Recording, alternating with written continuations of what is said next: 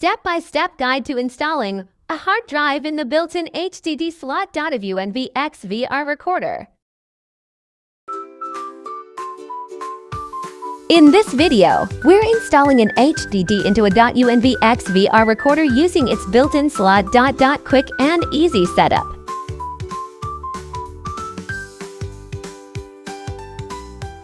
First, open the case of the recorder with a screwdriver.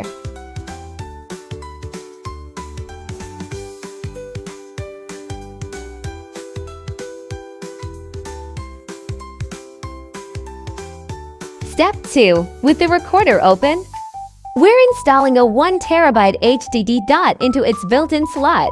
Quick and easy setup. Step 3. Connect the power cable to the recorder. Then wait for the system loading.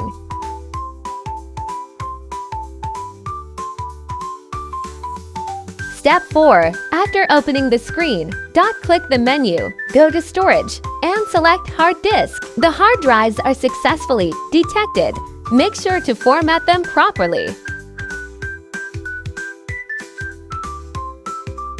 Then, go to Playback, click on Camera 7, select a date, and set the preferred time.